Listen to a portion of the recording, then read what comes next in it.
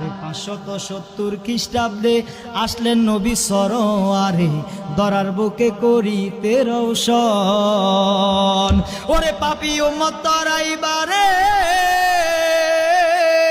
পাপী উম্মত তরাইবারে আসলেন নবী মক্কা নগরে, গুনাহগারদের করিতে রওশন। শোনো আসে কান, গাইব মোরা কামলিওয়ালার শান, গাইব মোরা, গাইব মোরা কামলিওয়ালার শান। শোনো আসে কান, গাইব মোরা।